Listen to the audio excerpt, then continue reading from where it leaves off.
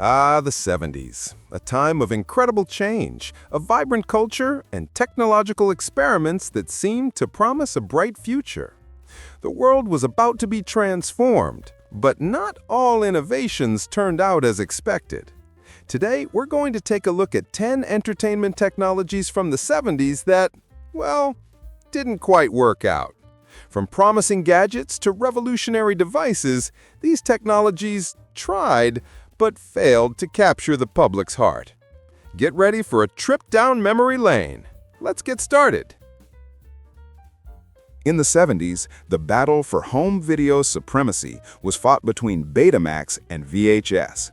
Launched by Sony in 1975, Betamax offered superior image quality but had a major flaw. It could only record 60 minutes of video.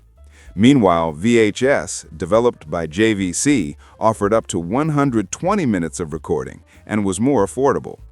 In the end, convenience and longer recording time won out, and Betamax faded into obscurity while VHS dominated the shelves. In the 70s, the battle for home video supremacy was fought between Betamax and VHS. Launched by Sony in 1975, Betamax offered superior image quality, but had a major flaw. It could only record 60 minutes of video. Meanwhile, VHS, developed by JVC, offered up to 120 minutes of recording and was more affordable. In the end, convenience and longer recording time. In the 70s, the 8-track was promised as the solution to continuous music without interruptions. The idea was good. You could listen to your favorite songs without having to flip the tape. But over time, the flaws started showing. The 8-track was large, fragile, and the sound quality left much to be desired. It was a nightmare for drivers, and before long, vinyl records and cassette tapes took over, wiping the 8-track out of existence. Cinerama was an ambitious attempt to create an immersive cinematic experience, and it had great success in theaters during the 50s and 60s. However, the idea of bringing Cinerama to homes in the 70s failed miserably.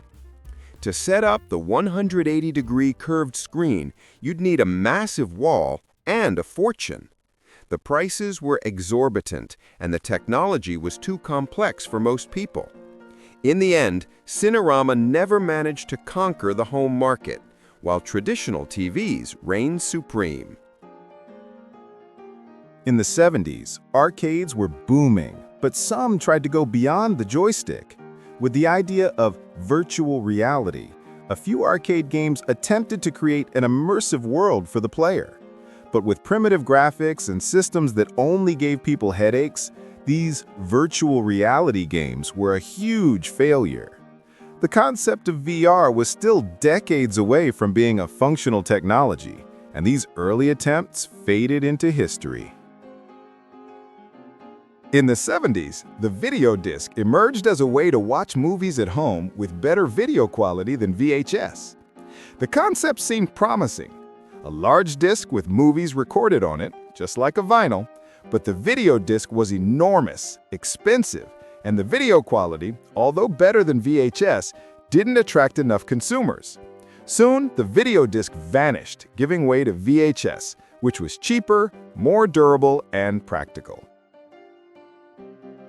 The LaserDisc was launched in 1978 and was a cutting-edge technology, offering superior video and audio quality to anything seen before. The idea was fantastic, a disc the size of a vinyl capable of storing an entire movie in high quality. But there was a big problem. The LaserDisc was huge, expensive, and hard to handle. Despite its incredible quality, LaserDisc never caught on with the public, and DVDs became the true revolution in home movie watching. For many, it's an icon of a simpler time. But unlike the smartphones we have today, this device required patience. To make a call, you had to slowly turn the dial, one number at a time. For those who grew up with this technology, it seemed normal. But over time, push-button phones emerged, and the simplicity of the dial was relegated to the limbo of history. The Super 8 was launched as an affordable way to make home movies and share memories on film. It promised to capture better images for amateur filmmakers, but what seemed like a great idea quickly became a failure.